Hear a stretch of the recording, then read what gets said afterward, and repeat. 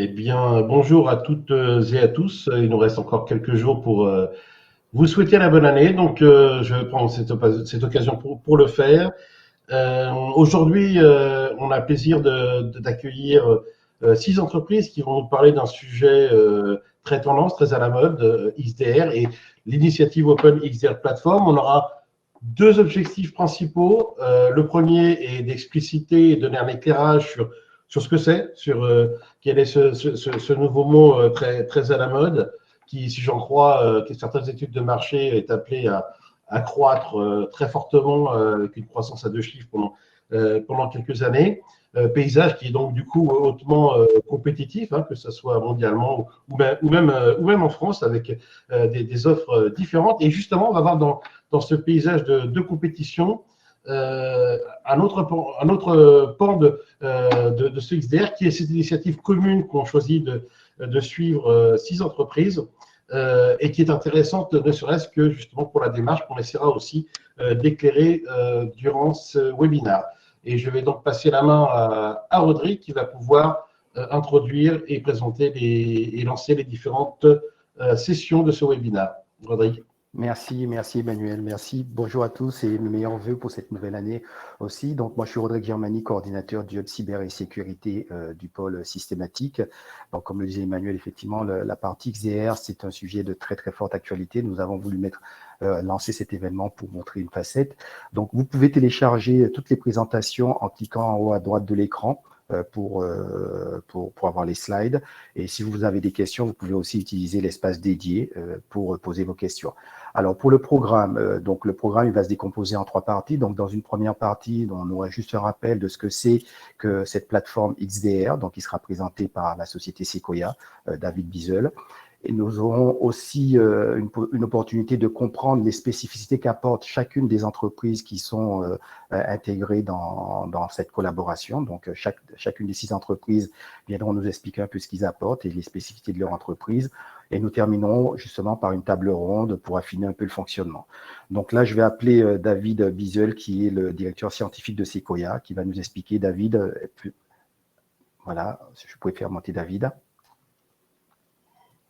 Alors, David, qu'est-ce que l'OpenXDR Platform?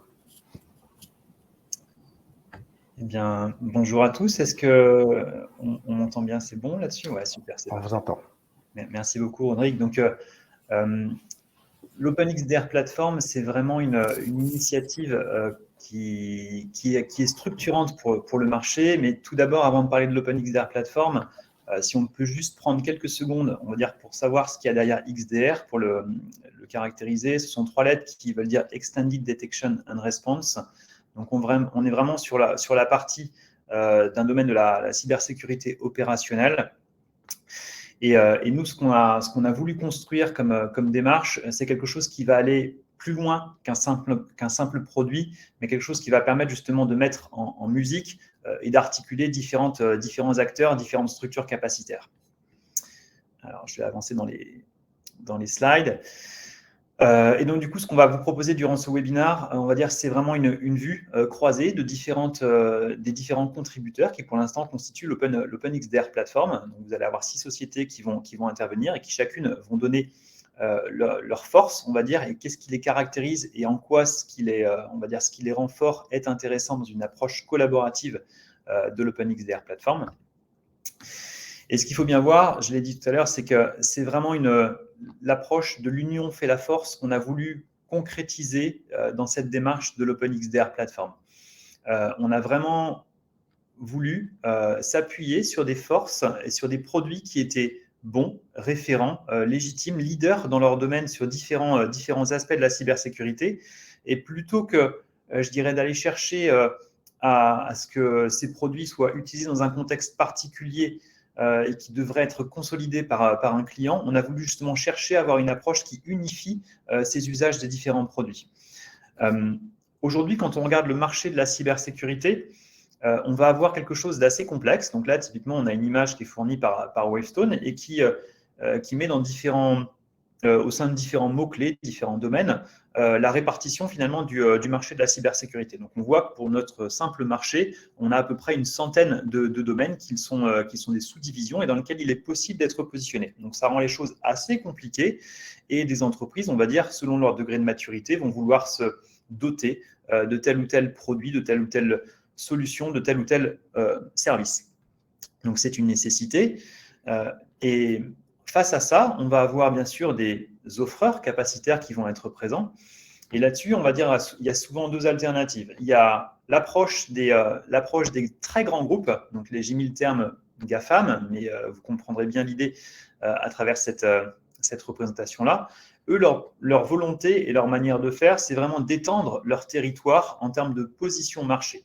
Donc, c'est à coup de rachat en termes de centaines de millions, voire de milliards de sociétés, pour vraiment avoir un périmètre et une emprise de plus en plus large. Certains produits, on va dire, certains morceaux de fonctionnalités sont particulièrement bons, on ne va pas le nier. D'autres, on va dire, sont plutôt moyens en termes de capacité. Mais globalement, c'est le bloc complet que le client, à la fin, devra plus ou moins prendre parce qu'il sera il va se retrouver un peu coincé face à cette approche-là, où vraiment, soit il est sur le territoire de l'éditeur qui sait tout faire, soit du coup, il y a une vraie complexité à aller multiplier d'autres solutions. Le problème, c'est que ce client, on va dire, ou cette entreprise, sa réalité, d'un point de vue position technologique, c'est plutôt ça, ce qu'on voit à l'écran. C'est-à-dire qu'il a différentes choses, on va dire, qui sont aujourd'hui installées sur son système d'information, ou si ce n'est pas installé, ça va être ses besoins futurs, et que c'est disparate. Et notamment, ce qu'on va voir, c'est que tous ces domaines-là ne sont pas dans le pur scope de la partie en haut, le domaine du detect and response, mais peuvent être répartis, on va dire, pour couvrir les besoins de protection du système d'information et des besoins de conformité. Donc bref, il y a différentes briques qui sont présentes un peu partout. Ce qu'on a vraiment voulu faire, on va dire, dans l'approche OpenXDR, plutôt que de chercher à construire un territoire et on va dire à ancrer ce territoire-là, c'est vraiment d'avoir la flexibilité de pouvoir faire rentrer tous ces actifs, tous ces produits, toutes ces briques qui existent, on va dire, et qui parlent cybersécurité, pour pouvoir être communicantes au sein d'une approche XDR. Ça permet à ce que du coup, tous les existants et tous les composants qui sont déjà en place du système d'information ne sont pas à jeter, mais vont pouvoir être valorisés par rapport à ce qu'ils savent faire. Donc, si on illustre un petit peu ça, ça veut dire quoi en termes de, je dirais, si je vais un tout petit peu plus bas sur une modélisation technologique, technique, ça veut dire que ces composants-là, quels qu'ils soient, on va apprendre à comprendre leur langage. Donc, les données qui vont être émises par ces composants vont pouvoir être interprétées, traduites, mises dans les bons champs pour pouvoir être associées à de la caractérisation de menaces, à de la génération d'alertes. Donc, ça peut être des éléments qui vont venir du endpoint, ça peut être je dirais de la donnée qui va remonter de composants réseau, ça peut être de la donnée qui peut remonter d'applications métiers qui ont un focus, on va dire, sur par exemple du contrôle d'accès, on peut imaginer tout un tas de choses. Et donc, toutes ces données-là vont permettre d'être engagées dans des processus après de détection. Et si, on va dire, au sein de ces processus de détection, il apparaît qu'il convient de faire des choses et que donc, du coup, il est normal d'apporter une réponse sur le système d'information, donc là, la brique XDR va vraiment être en communication avec ces composants de sécurité pour leur envoyer des propositions de réponse sur lesquelles les différents sensors pourront dire oui, je prends en compte, non, je ne prends pas en compte. Et donc ça a vraiment un vrai sens pour pouvoir justement mettre en articulation, on va dire, des choses qui existent sur le système d'information et qui vont pouvoir être tous générateurs de contenu et également être des actionneurs pour vraiment optimiser la logique du workflow sécurité. Autre point intéressant dans l'approche OpenXDR, c'est la notion de partage de connaissance de la menace. La connaissance, aujourd'hui, cette notion de CTI, elle existe, on va dire, chez quelques éditeurs. Ce qui est bien, et on va dire ça c'est une approche communément admise, c'est vraiment de la partager et du coup de la faire redescendre là où se passent les choses. Et là où se passent les choses, ça va être sur les composants qui sont vraiment installés sur le système d'information. Donc la distribution de la CTI au plus près, on va dire par exemple du endpoint pour les actions qui sont faites sur un système de fichiers ou d'un firewall pour toutes les communications réseau, ça a du sens parce que c'est eux qui seront les plus près et les plus capables de comprendre, d'utiliser cette menace-là pour pouvoir faire leur propre décision. Donc, cette approche OpenXDR, elle a du sens pour 3 types de populations. Les premiers, bien sûr, c'est les utilisateurs, parce qu'à travers cette approche-là, ils vont pouvoir maximiser leur usage de budget sécurité. Ils peuvent vraiment choisir les composants qui les intéressent le plus par rapport à leur degré de maturité. Ça veut également dire qu'ils n'ont pas besoin de changer, on va dire, des socles technologiques, des stacks qu'ils ont mis en place. Mais dès lors que ce composant est compatible à parler OpenXDR, il pourra rentrer dans le scope. Et comme ça, ils vont pouvoir faire leur sélection des différentes briques qui les intéressent le plus. Pour les équipes opérationnelles, là, l'enjeu du OpenXDR, c'est vraiment d'avoir accès à un maximum de contexte, justement, qui va rentrer grâce à tous les composants qui participent au circuit de vie, au cycle de vie de la détection. Et pareil, chacun de ces composants va pouvoir après être orchestré et participer justement à des actions qui vont permettre, là encore, d'intervenir sur le système d'information pour l'améliorer. On est vraiment en boucle continue. Et bien sûr, comme toutes les données, on va dire, sont dans un point commun de fédération de contenu, et bien du coup, on peut lancer des stratégies d'investigation, avoir une approche de hunting global pour vraiment identifier là où était la petite bête, celle qui a vraiment généré un incident de sécurité. Et à l'échelle des fournisseurs de solutions, il y a là encore de multiples avantages. Le premier, c'est de pouvoir bénéficier d'une threat intel qui va retomber dans leurs produits et être vraiment contextualisée et adaptée à leurs produits. Donc, ça peut être intéressant de pouvoir consommer de la donnée propre à ce qui se passe sur un terminal endpoint, on va dire, lorsqu'on a un composant qui s'installe sur les endpoints.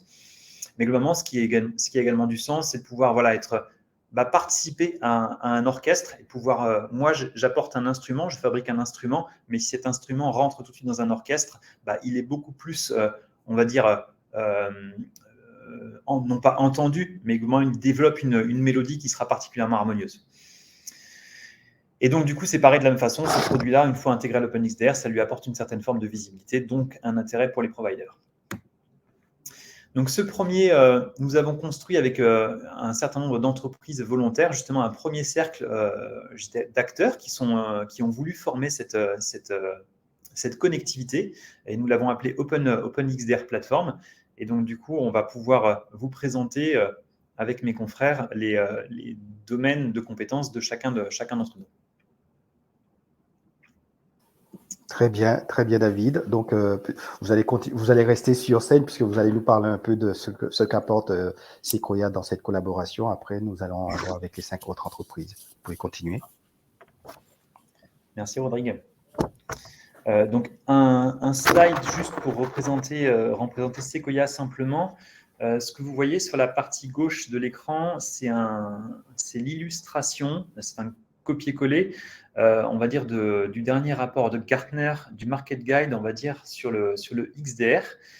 Et selon la vue Gartner, le XDR, c'est un domaine qui se casse en 2 blocs.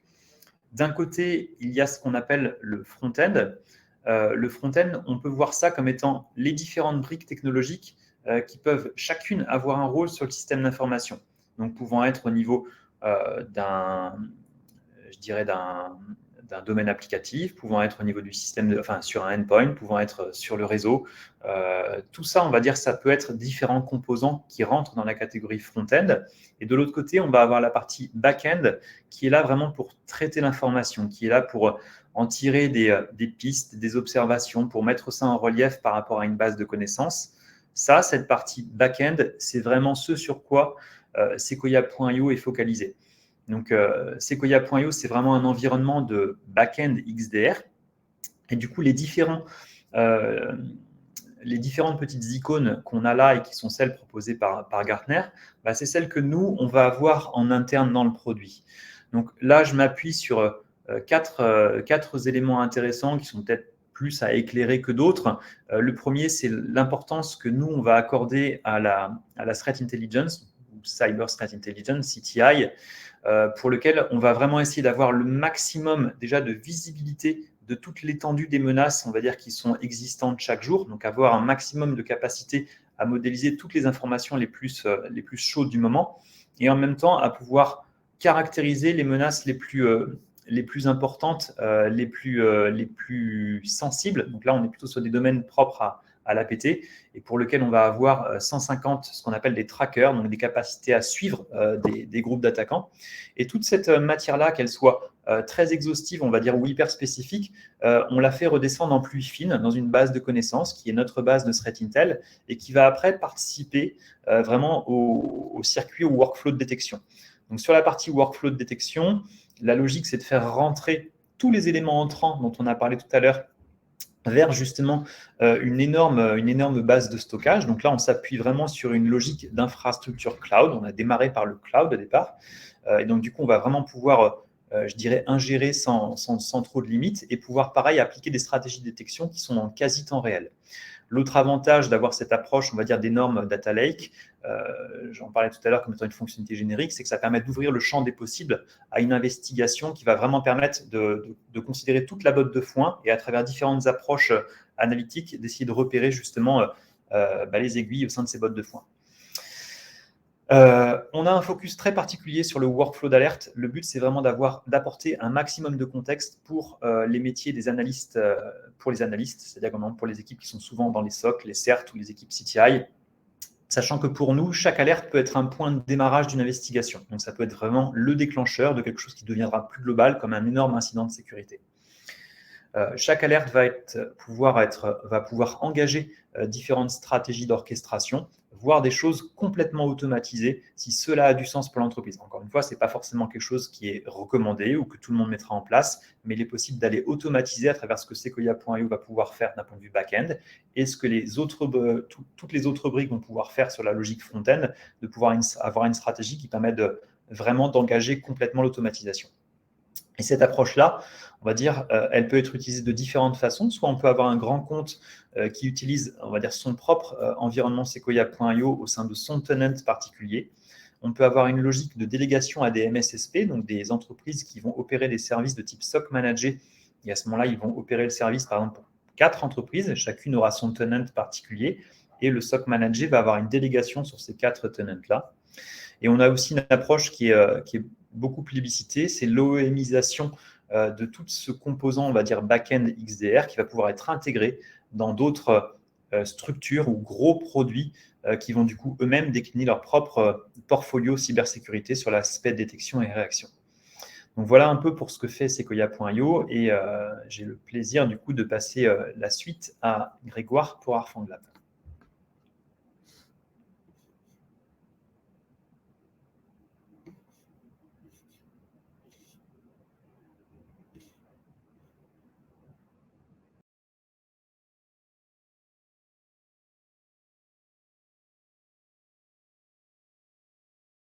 Oui, bonjour, merci beaucoup David pour cette introduction. Écoutez, Arfanglab, nous on est en bas de l'échelle dans cette affaire d'OpenXDR, puisqu'on est un EDR et j'aime souvent à nous comparer à un broker de données, parce que finalement c'est dans la partie front-end, c'est nous qui allons aller collecter à l'image de Pradeo aussi sur un autre segment les données au plus bas niveau du endpoint. Donc aujourd'hui, Arfanglab, c'est une entreprise qui a 4 ans, on est un peu plus de 50 et on a toujours travaillé sur 2 domaines qui sont à la fois l'excellence de la R&D et puis l'humilité face à la matière qu'on traite aujourd'hui. Ça, j'ai pas besoin d'insister dessus, mais effectivement, ce sont des valeurs qu'on a bien trouvées chez un certain nombre de partenaires. Et la vraie genèse, effectivement, de l'OpenXDR Platform, c'est bien ça, c'est qu'on s'est tous reconnus spécialistes d'un domaine. Et donc, nous, sur l'EDR, on a bien ciblé ce domaine-là. Et on pense qu'il faut être excellent dans un domaine et savoir coopérer, travailler ensemble si on veut pouvoir avoir une solution globale efficace et mutualiser. C'est ce que nous demandent nos clients d'ailleurs, donc il n'y a pas de raison qu'on ne le fasse pas. Donc l'EDR en lui-même, à Arfanglab, l'histoire c'est qu'on a voulu très vite créer une solution d'abord souveraine, effectivement, avec une R&D en France, repenser un peu toute la technologie, on la redéveloppe en nous-mêmes, avec notamment des moteurs de détection innovants, et en suivant aussi des technologies sur la partie Big Data qui étaient vraiment vraiment up-to-date, qui permettrait de scaler rapidement et de s'interfacer avec d'autres solutions.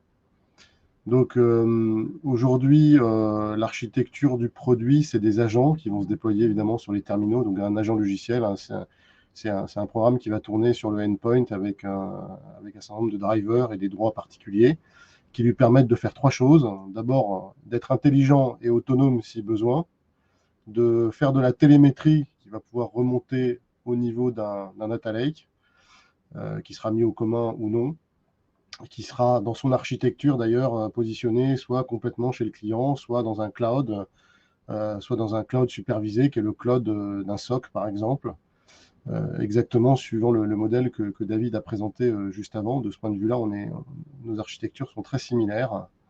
Donc de la télémétrie, de la capacité à évidemment remonter des alertes un peu qualifiées, d'exécuter des scripts d'automatisation qui permettent de réagir automatiquement suivant certains critères et suivant certaines politiques face à des menaces connues, et puis évidemment recevoir des ordres, des missions d'investigation pour faire de l'investigation vraiment très précise et pouvoir lutter contre les menaces les plus sophistiquées. Donc on a enquillé un certain nombre de moteurs qu'on met à disposition, et notre solution elle est particulièrement par nature, elle est très ouverte. Donc elle va volontiers se laisser piloter par un SOAR qui va pouvoir bénéficier de toutes ces couches de détection et qui va permettre aussi d'être mis à jour, d'être actualisé en permanence en fonction de l'état de la menace. D'où l'importance d'avoir une threat intel qui continue à piloter et à rendre toujours le plus efficient possible un EDR. Donc c'est vraiment ça le fondement, c'est d'aller de l'anticipation avec de la donnée qui est mise dans un data lake et qu'on va pouvoir exploiter en temps différé, au temps réel, où on va pouvoir réagir, par exemple, face à un ransomware, en faisant une loi de blocage immédiate, et même si le poste est déconnecté, il va pouvoir réagir. Donc, dans l'OpenXDR, effectivement, c'est très riche. On apporte beaucoup de choses, on apporte un angle de vue très précis, on regarde par un des petits bouts de la lorgnette, mais on apporte énormément de données, de la donnée qualifiée, on l'apporte de manière fiable, puisqu'on est aujourd'hui la seule solution du endpoint qui est qualifiée, qui a un visa de sécurité de l'ANSSI, et ce qui nous permet par notre ouverture aussi, de s'ouvrir largement à toutes les solutions de l'OpenXDR Platform, d'être une source de données et une boîte à outils très complète pour pouvoir mener les investigations et arriver à la finalité qui est bloquer les cyberattaques. Voilà ce que nous apportons dans la partie OpenXDR Platform. Et donc, je laisse la main à l'interlocuteur suivant. Merci Grégoire pour ces clarifications. Nous donnons la parole à Renaud Gruchet de Pradeo.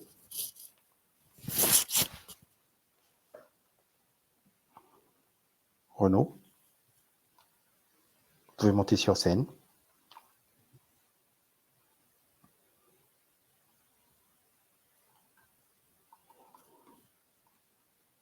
Bon, on va peut-être passer, en attendant que Renaud arrive, on va passer la parole à Frédéric Grelot de Glimpse.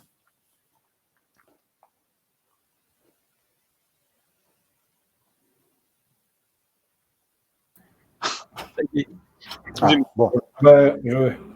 Je te laisse la place, Renaud. Excuse-moi, Frédéric, je ne sais pas ce qui s'est passé. J'ai dû cliquer au bon endroit. Bonjour Renaud. Donc voilà, Pradeo, vous êtes aussi membre de cette collaboration. Donc peut-être que vous pouvez nous rappeler un peu tout ce que vous faites sur cette plateforme.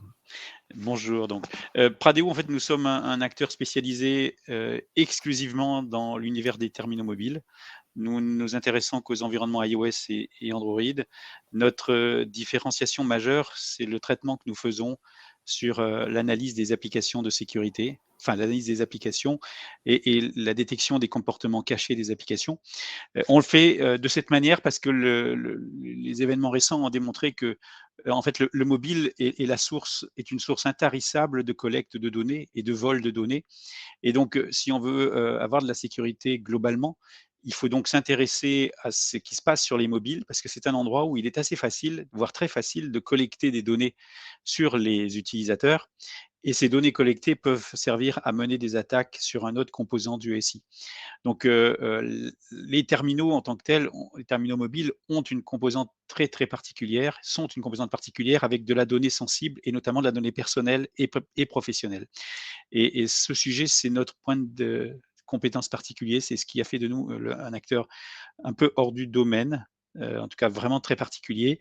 Nous sommes sur le marché depuis 2013. Si vous faites des recherches sur, si Google vous donnait des recherches à 2013 sur qui opère dans la sécurité des mobiles, et ben à part Pradeo, vous n'auriez pas grand monde. Donc on a vraiment été pionnier dans ce domaine et aujourd'hui nous sommes un acteur qui est connu dans le monde entier avec cette seule et unique expertise, la sécurité des terminaux et des applications mobiles. Voilà, donc sur les terminaux, nous détectons toutes les formes de menaces. Nous sommes un très, très gros producteur de données. C'est pour ça qu'il est important pour nous d'intégrer l'initiative OpenXDR, parce que nous collectons et nous produisons énormément de données sur les événements de sécurité qui se produisent sur les terminaux mobiles. Et ces données, en fait, il faut à tout prix les croiser avec d'autres, puisque c'est sur le terminal qu'on peut voler facilement des données, mais c'est peut-être sur d'autres composants que les attaques sont menées. Donc, on est naturellement intéressé à partager la connaissance que nous avons des menaces sur les terminaux avec ce qui se passe dans les autres briques. Voilà, et l'initiative OpenXR, pour nous, c'était très naturel. Donc, nous avons décidé de nous y lancer et d'entrer dans cette logique, voilà, de mutualisation et de collaboration. Voilà, notre solution, c'est un agent déployé sur chaque mobile et cet agent va analyser tous les événements de sécurité qui se produisent en provenance des applications, des connexions réseau et du système lui-même. Et si nous détectons une menace, nous allons agir pour y remédier par nous-mêmes ou en collaboration avec souvent l'outil qui est notre partenaire sur les terminaux mobiles, c'est la solution de gestion de flotte mobile, le MDM. Voilà. Donc, notre spécialité, les terminaux et les applications, et un vrai intérêt à partager ce que nous détectons avec nos petits camarades pour que l'OpenXDR soit une réalité. Voilà.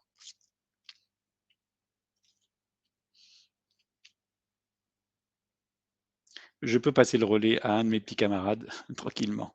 Oui. À toi, Frédéric. Voilà, Société Glimpse.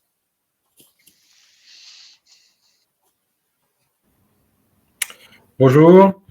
Frédéric. Donc Frédéric Grelot, directeur de la recherche de la société Glimpse, que je vais vous présenter dans le cadre justement de son intégration dans l'OpenXDR Platform. Alors Glimpse, qu'est-ce que c'est tout d'abord? À la base, c'est une très forte expertise en rétro-conception logicielle. Voilà, les quatre cofondateurs, c'était notre métier au ministère des Armées. Et en fait, ce qu'on a voulu faire en créant Glimpse, c'était justement faire profiter cette capacité à tous, notamment avec de l'automatisation et de l'intelligence artificielle. Alors, ce qu'on dit souvent quand on décrit Glimpse, c'est booster l'intelligence de vos lignes de défense. Qu'est-ce que ça veut dire? Ça veut dire que vous, aujourd'hui, dans votre compagnie, vous avez des lignes de défense, peut-être des lignes tout court, et vous souhaitez déjà les équiper. Donc ça, c'est déjà un premier aspect et c'est très positif. Et c'est vraiment là-dessus que répond justement l'OpenXDR Platform. Et avec l'intégration de Glimpse Malware au sein de cet écosystème, vous allez pouvoir booster l'intelligence pour toute la partie détection de malware sur les fichiers. Donc c'est vraiment ça le métier de Glimpse, c'est l'analyse de fichiers, la détection basée sur des fichiers. Alors, comment est-ce qu'on fait ça? À la base, on a une technologie justement qu'on a développée, qu'on a appelée la conceptualisation de code. Alors, qu'est-ce que c'est concrètement? La conceptualisation de code, c'est un petit peu comme le cerveau humain qui, lorsqu'il voit une image, va la traduire en concept. Par exemple, une image de fleur, vous allez traduire ça en concept de la fleur, le mémoriser, vous en rappeler le lendemain de ce concept associé à l'image. Ce qu'on a fait nous chez Glimpse, c'est justement avec un algorithme de deep learning, on a fait la même chose mais sur le code informatique. On traduit donc du code informatique en ce que nous on appelle des concept codes et on va pouvoir travailler dessus, les mémoriser, les comparer. Et avec ça, on va faire tout d'abord de la détection. Est-ce qu'un concept code est malveillant ou pas? Est-ce qu'il correspond à des concept codes malveillants?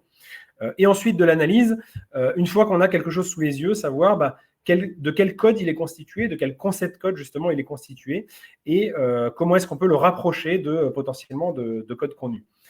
Alors, au sein de l'OpenXDR Platform, la position de Glimpse, c'est vraiment celle-là.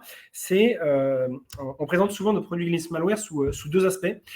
Un aspect justement détection. Donc, c'est vraiment, on utilise Glimpse Malware pour vraiment la fonction de détection. Je lui soumets un fichier, est-ce qu'il est malveillant ou non?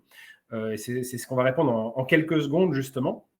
Et donc ça va permettre une intégration très facile avec, on a parlé par exemple de l'EDR déjà, on va parler juste après de la partie messagerie ou des sondes. Justement, on va pouvoir utiliser Glimpse Malware pour la fonction, la capacité de détection, est-ce que j'ai un malware ou non sur un fichier. Et Glimpse Malware, c'est aussi un deuxième côté, une deuxième interface finalement, qui va être plus côté justement lié au back-end. Tout à l'heure, David présentait le front-end et le back-end. Et côté back-end, par contre, on va proposer Glimpse Malware Expert. Et là, on va vraiment être dans l'analyse approfondie, la caractérisation, avec justement, une fois qu'on a vu un fichier, une fois qu'on a dit, voilà, ce fichier est malveillant, on va aller beaucoup plus loin dans l'information qu'on va fournir justement à l'analyste ou au CIEM dans le cadre de l'automatisation justement vis-à-vis de l'OpenXDR Platform. On va dire par exemple, voilà, on peut le rapprocher d'une souche de telle famille de malware.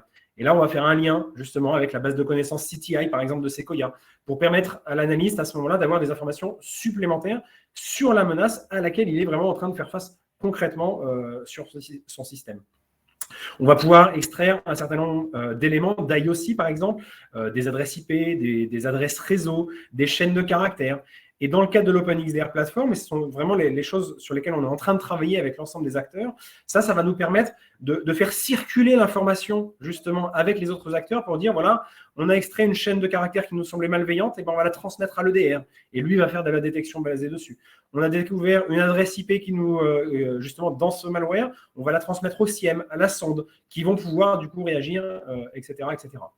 Donc la position de Glimpse, c'est vraiment ça, c'est donc le meilleur de la détection avec des capacités de détection très avancées, détection de malware, mais aussi justement la connaissance, l'analyse pour pouvoir se compléter en interaction avec les différents acteurs de l'OpenXDR Platform pour proposer justement une vraie solution de détection intégrée qui va mettre en commun l'ensemble des informations qui vont venir de chacun des acteurs, justement. On va pouvoir travailler dessus et faire une meilleure détection grâce à cela.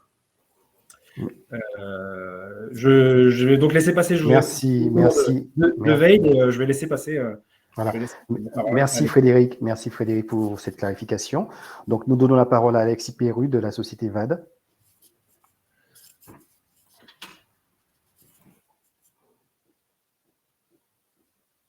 Bonjour à tous. Donc, je m'appelle Alexis Perru, donc je suis ingénieur avant-vente chez Veid. Donc, Veid, c'est une entreprise française de cybersécurité qui est spécialisée dans la détection et la réponse des menaces, la réponse aux menaces par email. Et donc là, on est expert dans ce domaine depuis près de 15 ans. Donc, on a notre siège qui est basé à Lille et on va avoir des bureaux également à l'international qui vont être essentiellement techniques en Amérique du Nord, au Canada et au Japon notamment. Donc, s'il y a un chiffre qu'il faut retenir autour de Veid, c'est qu'aujourd'hui, on protège 1 milliard de boîtes mail dans le monde entier. Donc, ce chiffre, il est doublement important. D'une part, le nombre en tant que tel, 1 milliard de boîtes mail protégées, c'est assez énorme. Et d'autre part, puisque notre techno est basé sur l'intelligence artificielle et l'analyse comportementale, et donc tout ce volume de données va venir alimenter notre IA, enrichir la qualité de notre filtre en permanence et par conséquent la qualité de notre threat intel. Donc, pour atteindre ce milliard de boîtes aux lettres, on va adresser deux marchés. Premièrement, ça va être le marché des entreprises, donc aussi bien dans le secteur privé que public, via un réseau de partenaires. Aujourd'hui, on travaille 100% en mode indirect. Et on a également un marché avec les fournisseurs d'accès Internet. Donc en France, on va quasiment tous les protéger. Et on a également des clients qui sont à l'international, comme British Telecom, par exemple, en Angleterre, comme Cast aux États-Unis et d'autres au Japon, par exemple. Voilà, juste la petite précision là-dessus. Si vous avez une boîte mail perso et que vous recevez du spam, faut savoir que l'opérateur va avoir la main sur le curseur de la sécurité. C'est pas nécessairement que Veid n'a pas détecté ce type de menace. On est aussi une société qui est très technique. Aujourd'hui, on a à peu près 17 brevets qui sont déposés. On en a d'autres qui sont en cours. On va justement rentrer un petit peu plus dans l'approche et dans les différentes technologies qu'on met en place chez Veid pour bloquer l'ensemble des menaces. Donc, ça va être d'une part tout ce qui est menaces communes. Donc, on va retrouver du spam, du scam, par exemple, des arnaques, de l'extorsion. Et on va également être capable de détecter tout ce qui va être menaces avancées et ciblées, notamment des malwares, des phishing et des spear phishing. On a également une dernière brique qui est pas de la sécurité ici, c'est plutôt du confort d'utilisation ou de la productivité qui va être tout ce qui est détection en fait des publicités, newsletters et notifications de réseaux sociaux pour les utilisateurs. Notre technologie, elle se décline sous deux formes. Une qui va être intégrée en fait directement à Microsoft 365 via des API, et l'autre qui va permettre de protéger toutes les autres messageries finalement au travers d'une redirection des flux, d'une redirection des MX vers notre plateforme. Donc, si on regarde d'un petit peu plus près le moteur de filtrage, donc qui se base en grande partie sur de l'intelligence artificielle, ce qui va permettre d'être efficace même sur des menaces qui vont être avancées et ciblées. Donc, grâce à l'empreinte de Veid, aujourd'hui, c'est plus de 100 milliards d'emails par jour qui vont permettre d'alimenter notre moteur et de faire en sorte qu'il soit tout le temps efficace. Dans ce moteur, on va retrouver, dans ces moteurs même, on va retrouver plusieurs formes d'intelligence artificielle. On va pouvoir utiliser par exemple du machine learning pour analyser de manière dynamique des liens, des pages web et détecter des pages de phishing typiquement. On peut aussi utiliser du computer vision, du deep learning pour voir un petit peu visuellement finalement ce qui va se passer au niveau des menaces. On va pouvoir par exemple identifier le logo d'une marque, même un logo qui aurait été altéré, qui aurait été modifié en l'écrasant, en changeant un petit peu sa forme, sa couleur, etc. Ça, l'IA va être capable de le détecter. On peut aussi utiliser ce qu'on appelle le NLP, le traitement du langage naturel en français, pour comprendre l'intention qui va être dans un texte, éventuellement le bloquer si c'est malveillant. Donc, au-dessus de cette intelligence artificielle, on va également avoir une intelligence humaine, puisque l'IA, c'est pas magique, hein, il y a des humains aussi qui vont devoir travailler derrière. D'une part, ça va être nos équipes qui vont gérer justement ce moteur de filtrage, et d'autre part, on a aussi toute la communauté de nos partenaires, de nos clients, de nos utilisateurs, qui vont aussi pouvoir nous remonter en fait des informations. C'est notamment ce qu'on appelle une feedback loop, une boucle de rétroaction. Ça existe par exemple chez les fournisseurs d'accès Internet. Si vous cliquez sur le bouton ceci est un spam, cette information elle peut remonter chez nous et elle peut permettre d'alimenter le moteur. En plus de cette détection qu'on va pouvoir faire, on va aussi pouvoir apporter une réponse à incident, que ce soit de manière manuelle ou automatisée, après réception. Si jamais une menace venait à passer au travers, par exemple, des mailles du filet, on serait capable d'y répondre. On va avoir également un module qui s'appelle Threat Coach dans le produit qui va permettre de former et de sensibiliser en fait automatiquement les utilisateurs en fonction des menaces qui vont les cibler. Donc on peut imaginer par exemple sensibiliser un comptable avec un training autour d'exemples de phishing qui vont usurper une banque, et ça se ferait automatiquement. En fait, on va détecter que la banque a ciblé tel utilisateur par exemple. Maintenant, pour ce qui est de VAD dans l'OpenXDR, on est ici un petit peu sur un cercle vertueux. On a une solution qui va protéger d'une part les messageries des différentes attaques grâce au moteur d'IA, donc IA qu'on va entraîner avec des données de plus d'1 milliard de boîtes mail, comme on l'a vu. Et quand on protège un client, on va pouvoir interroger et intégrer toutes ces données dans l'OpenXDR plateforme grâce aux API qu'on met à disposition. Donc, ces données de filtrage, cette threat intel, ça peut être par exemple un expéditeur, ça peut être un destinataire, un sujet, une IP, ça peut être des informations concernant une pièce jointe, ça peut être aussi des URL et d'autres variables qu'on va pouvoir retrouver dans les emails. Et elles vont pouvoir être partagées et corrélées avec les autres informations de sécurité au sein de l'OpenXDR plateforme. Voilà. Je vais maintenant laisser la main à Pierre pour la suite. Très bien, merci Alexis. Pierre, c'est à vous, GateWatcher, pour les sondes. Oui, bonjour, vous m'entendez ? Oui. Merci beaucoup. Donc moi, effectivement, Pierre Munoz, Channel Manager chez GateWatcher. GateWatcher a été créé en 2015. On est vraiment spécialisé dans la détection de menaces avancées des signaux faibles, mais sur le réseau. C'est pour ça qu'on parle de NDR, pour Network Detection and Response, en complément de bien évidemment de l'EDR qui est sur la partie endpoint. Et donc, en fait, on est vraiment sur cette partie détection réseau, tout simplement pour un peu boucher les trous qu'on pourrait avoir avec l'EDR, notamment l'incapacité d'installer un agent sur tout ce qui est IoT, les imprimantes, les caméras de sécurité, etc. Pardon. Ou même le bring your own device, les personnes qui viennent avec leur propre portable ou leur propre ordinateur portable, ou les visiteurs qui viennent, qui se connectent à un réseau Gate. Tout simplement, on n'a pas la main sur la sécurité de ces postes, de ce type d'équipement. Donc, nous, on va apporter dans un premier temps cette visibilité sur le réseau. On va être capable de cartographier l'intégralité des équipements qui sont présents sur le système d'information qui ont été corrompus, que ce soit un switch, un routeur, comme je l'ai expliqué, des caméras connectées, des imprimantes, un poste de travail qui n'est pas équipé d'un EDR, par exemple, et du coup apporter cette visibilité du trafic, ce qu'on appelle le flux est-ouest. Donc, on a le trafic nord-sud qui est entrée-sortie du système d'information, mais on a aussi ce latéral mouvement qui est beaucoup utilisé par les attaquants. Et donc, la capacité de détecter ce type de mouvement ou même des menaces qui viennent de l'interne, qui arrivent assez régulièrement. Donc, être capable de détecter aussi ou d'identifier ce qu'on appelle le patient zéro, hein, qui est à l'origine de cette menace. Est-ce que le mail, par exemple, est toujours présent sur un poste de travail mais n'a pas été ouvert, et vraiment d'avoir cette visibilité, potentiellement de rejouer aussi l'attaque, comment elle s'est déroulée sur le réseau, et du coup d'avoir ce système de cartographie, donc soit des équipements présents avec les adresses IP, quel type d'équipement on va retrouver, mais aussi les utilisateurs. Est-ce que c'est le poste de Monique de la par exemple, qui a été attaqué, qui est le patient zéro, et tout ça en apportant une haute visibilité sur les menaces, en utilisant notamment les métadonnées. Ça, par exemple, c'est ce qu'on va pouvoir envoyer, hein, que ce soit les métadonnées, les alertes ou les événements remontés par GetWatcher, les envoyer vers du Sequoia, hein, pour la partie orchestration et automatisation, corréler les informations dans une seule et même console qui est celle de Sequoia. On fait aussi de l'analyse de fichiers, jusqu'à 6000 fichiers analysés en 24 heures. Pareil, quand on a un fichier qui a été détecté comme suspicieux, mais que notre base antivirale n'a rien détecté, on peut envoyer cette information à Glimpse pour une analyse un peu plus approfondie, hein, comme l'expliquait Frédéric. On peut aussi lancer un scan antivirus en s'appuyant sur ArcFangLab quand on a détecté, par exemple, un botnet ou un cheval de Troie qui est présent sur un poste de travail mais qui n'a pas été exécuté. Et tout ça, bien sûr, en s'appuyant sur la modélisation de Mitre Attack.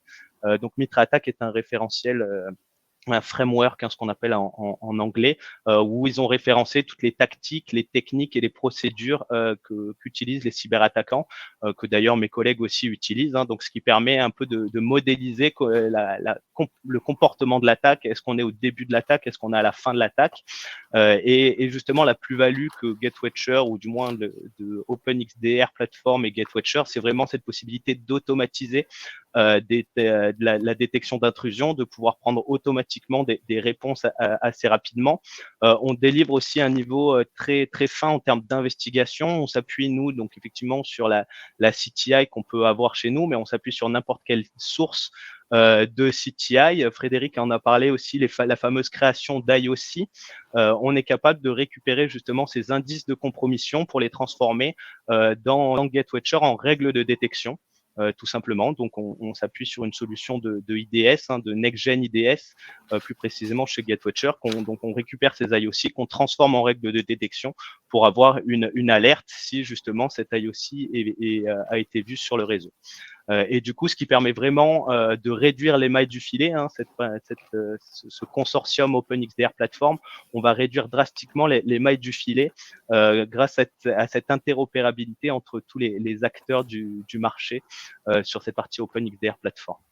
Est-ce que vous détectez les nouvelles attaques aussi, puisque vous parlez des référentiels Mitre Attack, mais les attaques qui ne sont pas référencées, est-ce que vous arrivez à détecter de nouveaux types d'attaques? Juste pareil. Alors oui, avec GetWatcher, effectivement, on utilise aussi un moteur de détection qui est justement de l'exploitation. On va détecter tout ce qui est shellcode ou PowerShell, donc qui sont les premiers signaux effectivement d'exploitation d'une faille de vulnérabilité.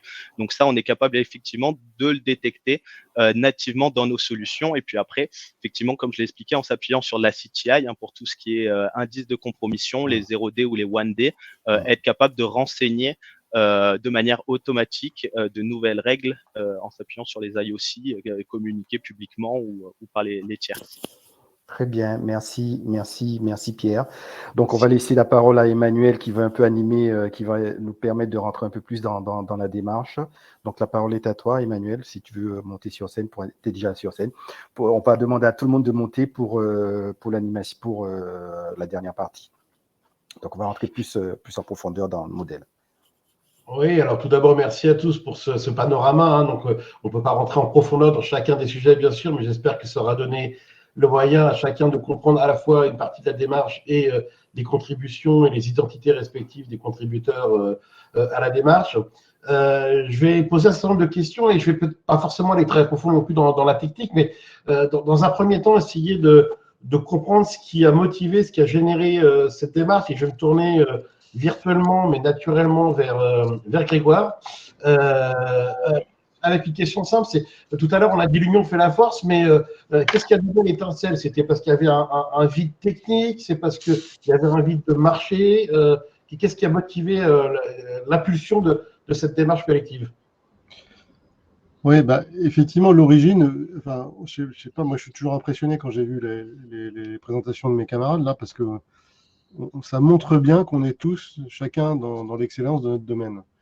Et à l'origine, l'approche, c'est vraiment une approche bottom-up, c'est-à-dire qu'on n'a pas fomenté un coup avec un business plan, on est tombé sur une évidence que, comme on avait fait tous des bons choix technologiques, que je pense on représente chacun dans notre domaine ce qui se fait de mieux en France et en Europe, peut-être même sur ces domaines-là.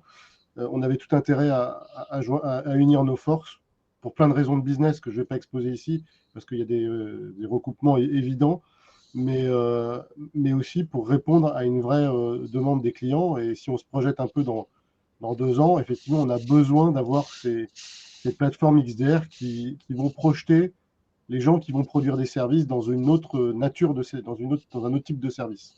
Aujourd'hui, il y a les SOC qui consomment la donnée d'une certaine manière, qui assemblent parfois un peu maladroitement diverses solutions, et on voit que l'efficacité, elle n'est pas tout à fait là. Donc, ce qu'on va chercher, c'est vraiment une efficacité opérationnelle, ce que nous demandent nos clients, et puis évidemment un démultiplicateur pour le business, pour pouvoir rivaliser face à nos concurrents essentiellement américains qui rigolent toujours quand ils voient une entreprise française, et quand ils voient 5 ou 6 entreprises françaises qui arrivent à s'entendre, la partie n'est plus du tout la même.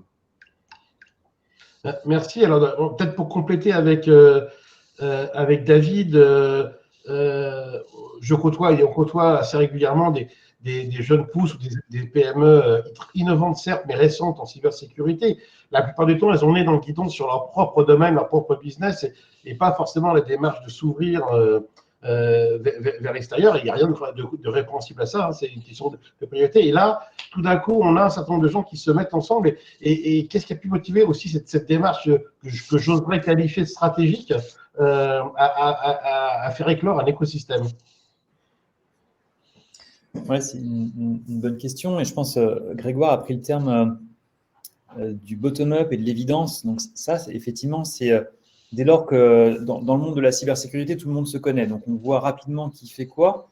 Et je pense que par rapport à la tendance du marché avec le XDR qui arrivait, ça nous a tous semblé naturel justement de plutôt que chercher à chacun étendre son périmètre, ce qui allait forcément créer des zones de collision et de conflit avec nos domaines technologiques réciproques, autant essayer de faire fusionner ou de faire travailler ensemble chacun, on va dire, de ces différents domaines capacitaires. Donc c'est vrai que là, à l'échelle des membres qui constituent l'OpenXDR Platform, on a des sociétés qui sont aujourd'hui bien établies, on va dire, qui ont atteint une légitimité. Mais demain, rien n'empêcherait aussi de pouvoir intégrer des acteurs qui sont de plus petites structures, dès lors qu'effectivement, elles ont le tampon pour être compatibles avec cette approche OpenXDR. Et pour elles, ça devient à ce moment-là un véhicule très intéressant, je pense, d'un point de vue accès au marché, parce que globalement, ça les met tout de suite en interaction avec d'autres structures, en pouvant être orchestrées finalement et pouvoir rentrer dans un orchestre dans lequel elles n'auraient pas pu rentrer sinon par défaut. Donc, c'est vraiment une approche aussi je pense, très vertueuse pour le marché, à la fois pour les clients et pour demain les acteurs technologiques français ou européens. D'accord, très bien. Donc, si je résume un peu vous deux, c'est complémentarité, excellence dans chacune de vos parties et intégration pour avoir une taille digne de ce nom pour attaquer le marché. C'est quand même assez intéressant et quand même assez inédit, je crois. Alors, peut-être une question à tous les deux. Est-ce que vous pensez que c'est extensible à d'autres domaines que le XDR dans la cybersécurité, bien sûr? Alors, ça dépend, parce que le XDR, c'est quand même un spectre assez large. David en a fait une représentation, on a tracé les choses. En fait, la réponse, elle vient pas de nous, elle vient du client. De quoi il a besoin pour faire sa surface, comment il va défendre ses assets. Et on voit qu'en fonction des entreprises, les réponses sont pas tout à fait les mêmes en fonction de l'exposition. Donc, c'est hyper complémentaire d'avoir à la fois une approche via les mails, via la techno profonde comme le fait Glimpse, via les mobiles, évidemment, ça a été très bien souligné. Donc aujourd'hui, on couvre quand même, je pense, l'essentiel, c'est à peu près étanche. Il y a quelques points d'amélioration, il y a des choses auxquelles on pense, bien évidemment. Mais je crois que si déjà on arrive à bien assembler nos solutions, on est dans ce qu'on voit aujourd'hui assez bon dans ce domaine-là. Mais rien n'est fermé, évidemment. Ok, merci. Non, je pense que c'est très clair. Alors, du coup, je vais enchaîner avec le point de vue du client. on vient d'en parler et je me mets à la place de l'utilisateur qui donc va être a priori client, qu'il faut convaincre. Qu'est-ce qui fait que techniquement, il va aller bénéficier de cette collectivité? Alors, quels sont les atouts intrinsèques d'une approche collective comme cela? Et je vais orienter la question vers Alexis. Voilà, est-ce que c'est purement de la technique? Est-ce qu'il y a d'autres aspects dans la facilité d'usage, etc., qui rentrent en jeu du point de vue du client? Oui, complètement. Pour moi, en fait, vraiment, la proposition de valeur qu'on a autour de la plateforme OpenXDR, c'est qu'on va vraiment avoir un choix et une réponse simplifiée sur comment détecter et répondre aux menaces. Donc, aussi bien en termes d'utilisation au quotidien que d'une manière plus globale avec les solutions qui sont proposées. Pour une entreprise, c'est vraiment l'assurance ici d'avoir des solutions qui vont fonctionner et qui vont s'intégrer les unes avec les autres, qui vont partager aussi leur threat intel. Et finalement, ça va augmenter encore l'intérêt des solutions. Et alors, j'ai plus le terme exact, mais finalement, ici, avec 1+1, on va faire 3 et non pas 2. Et d'autant plus que les solutions ne sont pas forcément non plus dépendantes les unes des autres. Pour évoquer un petit peu les GAFAM, etc., dont on parlait tout à l'heure, je ne pense pas non plus qu'il faille voir une rivalité avec ces acteurs, c'est plutôt une complémentarité. Je pense que la complémentarité, c'est vraiment un mot-clé ici dans l'OpenXDR Platform. Il y a énormément d'entités qui vont utiliser des services qui sont proposés par des GAFAM, et notre valeur, c'est aussi de répondre à un manque éventuel, d'ajouter des fonctionnalités supplémentaires aux services qui pourraient déjà être proposés par des solutions existantes et de compléter l'existence justement avec notre savoir-faire commun. Je pense particulièrement à Microsoft, au travers notamment de Microsoft 365, qui va permettre d'intégrer des solutions tierces, notamment les solutions ici de l'OpenXDR Platform. D'accord, merci. Je vais continuer un petit peu dans le même registre de la compétition. Donc, on a quand même souvent des approches, et ça a été dit aussi tout à l'heure, très horizontales des GAFAM qui arrivent avec des solutions toutes tricotées. Et là, en fait, on a des échantillons de compétences et d'excellence sur certaines parties. Donc, question pour Frédéric, est-ce que le combat c'est vers les GAFAM? Est-ce que c'est tourné vers d'autres? Est-ce que il y a une vraie volonté stratégique de souveraineté derrière ça aussi? Quel est le positionnement et l'offre de valeur du coup de votre approche? Alors, et effectivement, comme vous dites, on peut difficilement parler des GAFAM sans parler de souveraineté. Et aujourd'hui, l'OpenXDR Platform, c'est une solution qui est finalement résolument française, résolument européenne. Et on le sait, les Européens sont un petit peu, j'ai presque envie de dire, les seuls dans le monde à se poser des questions de souveraineté, de contrôle des données, tout ce qu'il y a derrière le RGPD, alors qui est certes une contrainte parfois, mais derrière, il y a une vraie volonté quand même de faire attention aux données de nos clients, de nos citoyens, etc. Et l'OpenXDR Platform s'inscrit justement, comme on parlait des GAFAM, c'est difficile d'ignorer cet aspect-là. Après, j'ai aussi envie d'appeler à la rescousse André Braic, un astrophysicien, qui disait, dans une de ses conférences, il disait, lorsque vous montez un gros projet, alors lui, il envoyait des sondes dans l'espace, donc c'était vraiment des très gros projets, il disait, quel que soit ce que vous voulez faire, si vous voulez le mener dans la durée, faites-le en collaboration. Ne prenez pas un seul acteur. Donc lui, c'est ne prenez pas un seul État pour faire un projet comme ça, parce qu'il disait, voilà, le jour où ça s'essouffle un petit peu, où il y en a un qui commence à se poser des questions, etc., et vous avez l'assurance que, là on est 6, il y en a 5 autres qui vont lui rappeler que non, l'OpenXDR Platform, on a besoin de tout le monde et il faut continuer à y aller. Et quelque part, il y a aussi cet aspect-là, face à des GAFAM ou à des très grosses sociétés américaines qui veulent avoir justement une forme d'horizontalité très très forte sur l'ensemble de l'écosystème. Et là, vous avez aussi la garantie que le jour où cet acteur-là potentiellement décide de son propre chef, finalement, de changer son fusil d'épaule, de changer d'orientation, vous serez un peu pieds et poings liés. Là, avec cette multitude d'acteurs, finalement, vous avez aussi la garantie que finalement, on a tous envie de travailler ensemble, et ça, c'est Grégoire qui le disait au début dans l'approche bottom-up aussi. On a la volonté de travailler ensemble, et finalement, vous avez la garantie qu'on continuera à le faire parce que c'est dans notre intérêt collectif à nous, et donc c'est aussi dans l'intérêt du client, évidemment. D'accord, ça devrait effectivement rassurer le client de savoir qu'il y a une entité qui ne va pas disparaître demain matin, et quand il y a plus de monde, c'est Voilà. plus résistant que quand on est tout seul, c'est sûr. Merci pour ces explications sur le positionnement et la valeur ajoutée, la valeur de l'approche. On va peut-être passer à un chapitre un petit peu plus prospectif et essayer de se positionner. Alors, dans tout ce qui a été dit depuis tout à l'heure, on parle beaucoup de données, de métadata, de traitement de la donnée derrière, donc c'est un peu une usine à circulation de données. Et je m'interrogeais sur à la fois les flux des données, déjà sur la sécurisation de ces flux de données, et surtout sur les protocoles et les outils communs. Vous avez une approche collective, souvent on a des solutions propriétaires qui sont avancées par des entreprises. Donc, où est-ce que vous en êtes et où est-ce que vous voulez aller en termes de standardisation et d'utilisation de ces outils qui permettent la fluidité de ces flux de données? Et là, je vais m'adresser à Pierre de GetWatcher pour cette question. Oui, merci effectivement pour cette question. Alors en fait, c'est assez simple, c'est qu'aujourd'hui, on utilise des interfaces de programmation qui sont standardisées, hein, on n'en a pas parlé, mais on parle assez facilement aujourd'hui dans le monde de la cybersécurité ou de l'intégration des API, hein, le fameux RESTful API, c'est une interface de programmation qui permet d'interconnecter déjà nos solutions ou de remonter des informations. Et puis pareil, le langage de programmation qu'on utilise en commun, que ce soit du Python ou ce type de langage, et le format de données aussi qui sont assez semblables. Aujourd'hui, on parle beaucoup de JSON, par exemple, qui sont utilisés dans la CTI. Donc, c'est ce qui nous permet aujourd'hui vraiment d'être interopérable et de pouvoir communiquer assez facilement, notamment avec les API, ce qu'on appelle le RESTful API, hein, qui est un langage qui permet d'envoyer des informations, que ce soit pour orchestrer ou automatiser certaines tâches. D'accord, très bien. Et alors, est-ce que ça va jusqu'à, parce qu'on a parlé un peu des SOC tout à l'heure, il y a les tendances qui commencent par un M, MSSP, MDR aussi, et donc ces deux logiques qui peuvent peut-être s'entrechoquer à un moment donné, ou se compléter, je ne sais pas.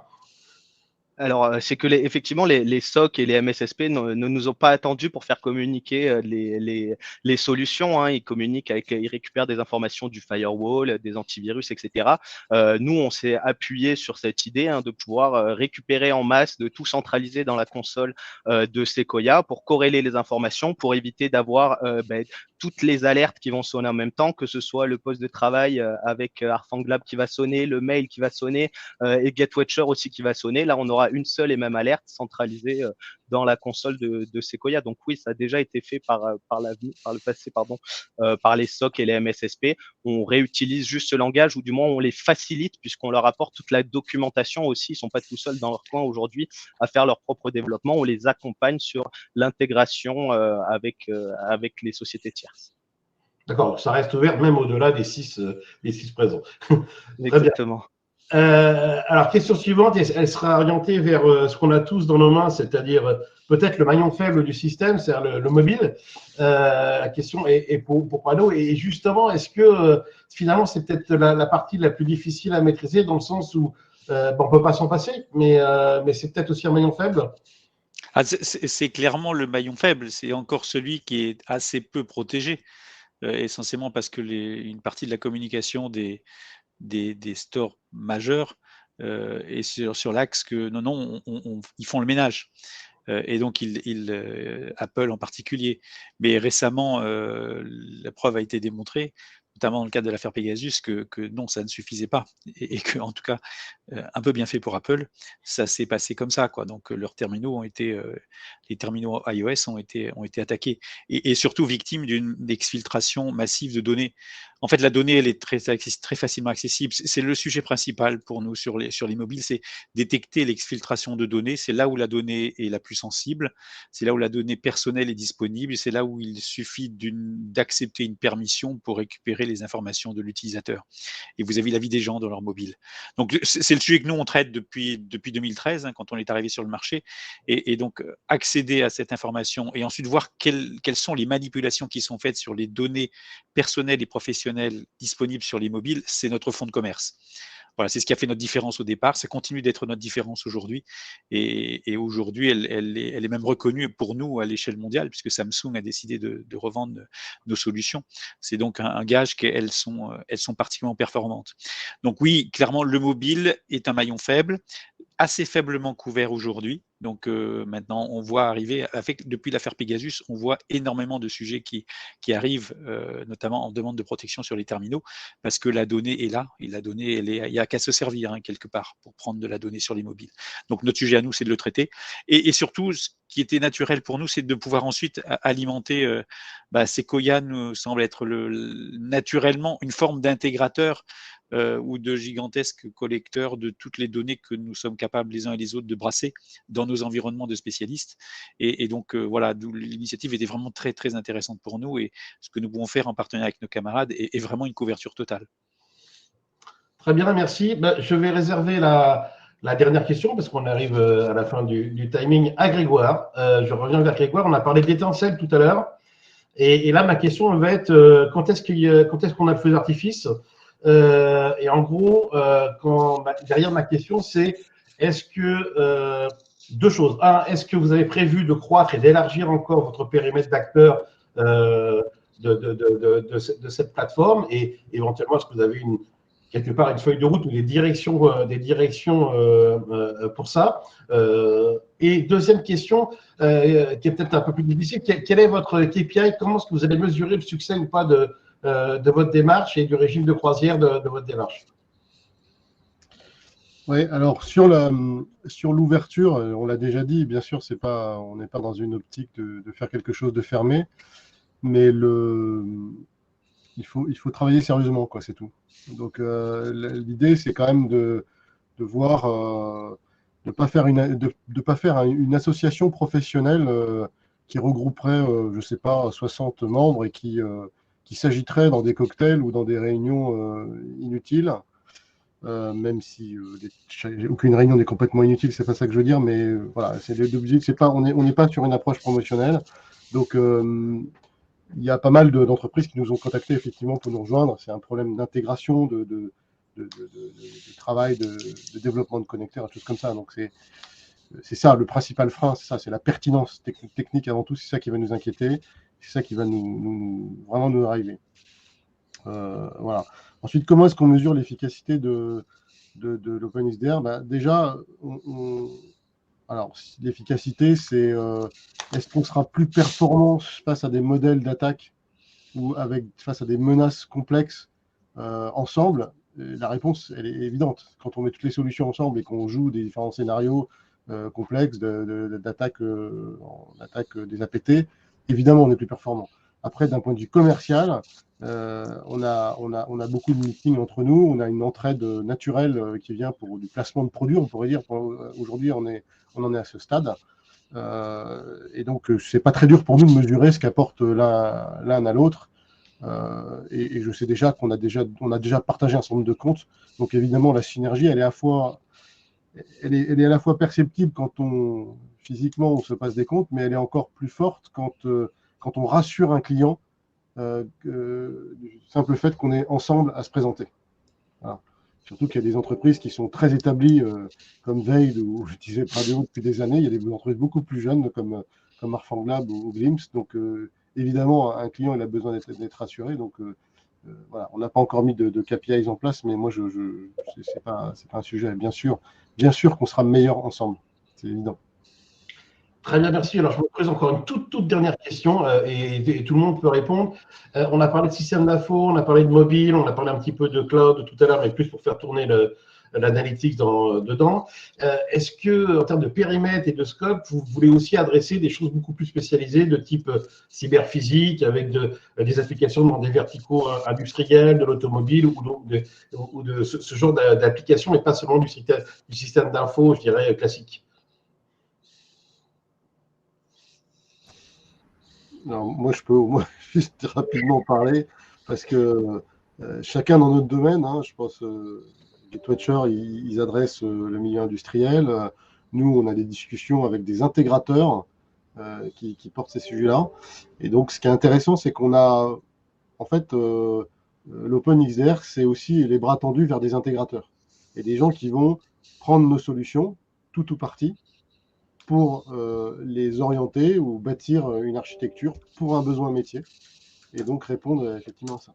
Et je laisse les autres compléter, mais ça me paraît évident que c'est possible d'adresser différents segments. Très bien. D'autres interventions? Nous avons une question dans le chat, Emmanuel. Hein. Nous avons une question dans le chat que je n'ai point vue. Alors, je vais aller lire la question du chat. Je peux te la lire si tu veux. Alors, la question, c'est quelles sont les actions concrètes qui sont menées? Par exemple, comment sont organisés les tests d'interopérabilité? Vas-y, David, je pense que vous êtes assez bien placé, je pense, pour. Alors, je commence et je te proposerai à ce moment-là de compléter. Nous, effectivement, en tant que sur la partie Sequoia, en tant que brick back-end, on va être beaucoup dans tous les tests justement d'interopérabilité, la capacité à consommer toutes les données de nos partenaires. Donc, il s'agit, ça comme je dirais comme toute interaction, on va dire de comprendre ce qui est fourni à gauche, de comprendre ce qui est reçu à droite, de faire le mapping entre les deux, de faire tomber ça dans les bonnes cases. Donc, il y a forcément ce travail-là qui est à faire. Et après, on va essayer d'aller plus loin avec, je dirais, certains partenaires vraiment capables d'être échangés des datasets qui vont pouvoir devenir, on va dire, de la CTI à différents niveaux, pouvant être à l'échelle de données brutes ou de données plus contextualisées, de pouvoir faire, on va dire, la redescente ou le partage justement de CTI de cette information vers également les composants destinataires. Donc, toute cette logique-là, on va dire, ces aspects d'interopérabilité, elle aura plus ou moins du sens à être mise en place selon justement les types de composants. Donc, c'est aussi ça qu'on va commencer à faire au départ, c'est on va réfléchir à des use cases, ou use cases qui seront les plus pertinents entre le partenaire technologique et en face, si je prends Sequoia sur la partie CM, SOR, CTI, et quels sont les use cases qui marchent le plus. Et selon ces use cases-là, on crée les scénarios d'échange, de partage qui vont bien. On s'appuie beaucoup, Pierre le disait tout à l'heure, sur les API pour l'instant, mais effectivement, plus on va monter, plus on va s'appuyer également sur d'autres standards du marché qui vont être presque des surcouches au-dessus des API et qui vont permettre encore plus de généraliser du langage commun, je dirais. Donc là, j'en parle pas pour l'instant parce qu'on est vraiment sur ces travaux-là et c'est pas encore généralisé, mais ça viendra. Frédéric, si tu veux poursuivre sur une vue vraiment plus à ce moment-là de finesse avec Glimpse. Justement, je poursuis sur un mot dans la question de M. Lemarec, c'est le mot interopérabilité. Et effectivement, justement, souvent on nous demande concrètement qu'est-ce que ça veut dire l'Open Platform. Et ma réponse par rapport à ça, c'est justement aller au-delà de l'interopérabilité. Aujourd'hui, on a de l'intégration, par exemple, avec le DR d'Arfang Lab, qui peut pousser un fichier quand il a un doute dessus vers Glimpse Malware pour qu'on réponde c'est un malware ou pas. Ça, c'est justement l'interopérabilité. L'objectif de l'OpenXDR Platform, c'est d'aller au-delà de ça, d'aller encore plus loin. Et je parlais tout à l'heure de circulation de l'information. Et de pouvoir justement dire, on a un EDR, on a une solution de détection, on a une solution sur les mails, à plusieurs endroits, on a un SIEM aussi. Et finalement, l'EDR voit quelque chose, il le pousse à Glimpse Malware, on détecte éventuellement quelque chose. Comment est-ce qu'on va utiliser cette information pour la faire propager et protéger les autres endroits? Comment est-ce qu'on va pouvoir, via le SIEM, par exemple, se dire, voilà, là, on a vu quelque chose sur un poste, est-ce qu'on s'est relié ça à un flux réseau? Est-ce qu'on s'est relié ça à un utilisateur et peut-être à sa mobile? Est-ce qu'on s'est relié ça à sa messagerie, justement, pour avoir vraiment de la détection intégrée et donc aller bien au-delà d'une simple interopérabilité. Et après, la question est effectivement comment sont organisés les tests d'interopérabilité. Et là, je te rejoins tout à fait, David. On est plus sur des scénarios que sur des tests. Des tests, c'est juste se dire, bon, voilà, on connecte ensemble, on vérifie, ça marche, bon, ça marche, hop, on passe à la suite. Là, non, là, justement, on va plus loin. On se dit, voilà, une fois qu'on sait que les solutions, elles sont interopérables, qu'est-ce qu'on fait de ça et comment est-ce qu'on est capable de gagner en détection grâce à la circulation d'informations entre les différents acteurs? Très bien, merci beaucoup pour répondre à cette question. Il n'y a pas d'autres questions, je crois, dans le chat et on est exactement dans le timing. Donc, merci beaucoup à tous déjà pour avoir fait l'effort d'être concis et c'est pas évident à 6 entreprises de l'être. Je vous donne rendez-vous peut-être dans 6 mois, dans 1 an pour faire un point sur les avancées et certainement les nouvelles que vous aurez d'ici là. Et je redonne la parole à Rodrigue pour la conclusion de ce webinaire.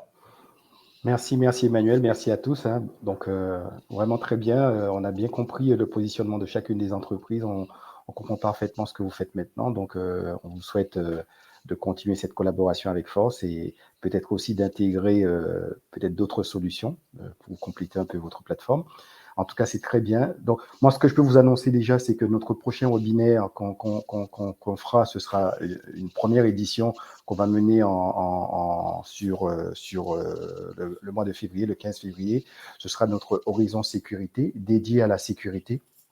On parlera un peu des dispositifs d'innovation dans le domaine de continuum de sécurité, de la transversalité, la transformation, coût et impact et les innovations sur les innovations technologiques. Donc, on vous donne rendez-vous le 15 février pour assister à ce webinaire. Ce sera pour animer la thématique sécurité du hub, puisqu'on a deux thématiques, on a la thématique cybersécurité et la thématique sécurité.